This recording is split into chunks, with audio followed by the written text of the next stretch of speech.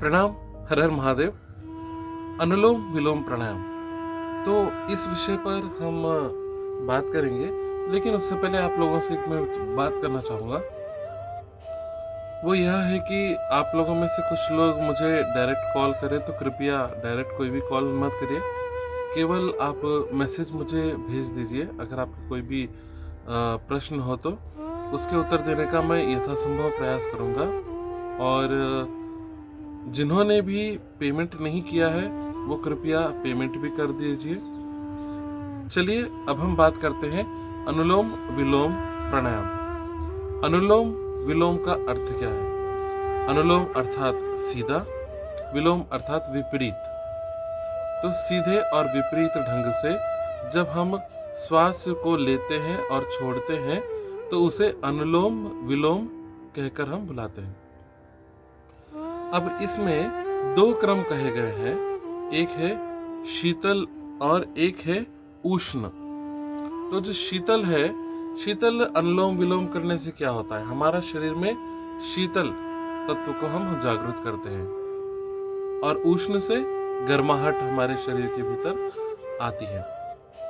उदाहरण के तौर पर कब कौन सा करना चाहिए मैं आपको बताऊंगा। जैसे समझिए कोई व्यक्ति राजस्थान की एकदम तपती हुई गर्मी में है और अगर वो उष्ण अनुलोम विलोम को करते हैं तो क्या होगा, शरीर में और गर्मी बढ़ जाएगी। तो ये उस वातावरण के अनुकूल नहीं है। वहां पर शीतल अनुलोम विलोम करना होगा। और जो व्यक्ति हिमालय में है, अगर वो शीतल अनुलोम विलोम करते हैं तो क्या होगा, तो और ठंड बढ़ जाएगी। वहां पर उष्ण से करना होगा। अधिकतर लोग अनुलोम विलोम जब करते हैं तो शीतल अनुलोम विलोम ही करते देखे गए हैं। जैसे कि शीतल और उष्ण, इसमें भेद क्या है मैं आपको बता दूंगा।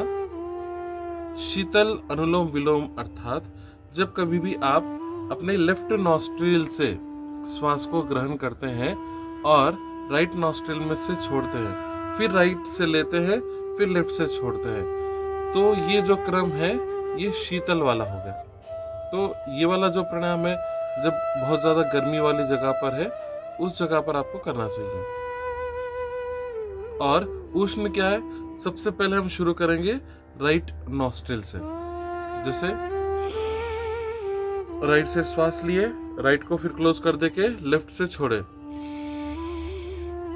फिर लेफ्ट से लेना है,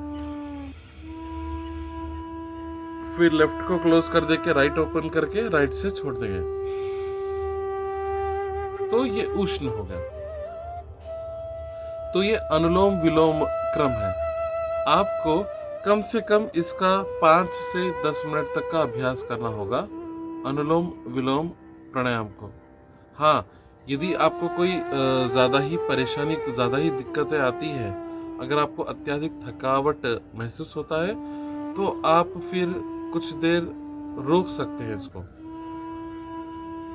अनुलोम विलोम का प्राणायाम का जो रंग है वह भूरा रंग है। अब भूरा रंग किसका प्रतीक है? भूरा है हमारी धरती का प्रतीक, मिट्टी का प्रतीक। तो जो मिट्टी का रंग है वही अनुलोम विलोम का प्राणायाम का है। और जो इसका मंत्र है वो है सोहम। जब हम श्वास अंदर ले रहे हैं सो, और जब श्वास छोड़ रहे तो हम। फिर से श्वास ले रहे सो, श्वास को छोड़ रहे हम। ठीक है, मुंह से बोलना नहीं है, सब कुछ हम मानसिक करेंगे। जैसे कि देखिए,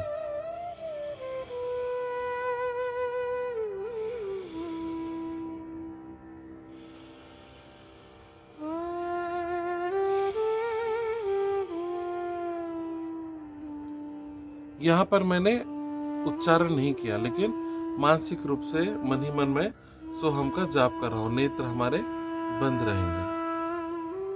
तो ध्यान कहाँ पर करना है, किस चक्र पर? ये दो हमारे आईब्रोज के जो बीच है वो तो आज्ञा चक्र है, लेकिन उससे थोड़ा सा नीचे यहाँ पर कूप स्थान कहते हैं इसे। तो इस कूप स्थान पर हमें ध्यान रखकर अनुलोम विलोम प्राणायाम का अभ्यास करना चाहिए। यदि आपके कोई भी प्रश्न है तो आप मुझे मैसेज करके फिर से पूछ सकते हैं। प्रणाम।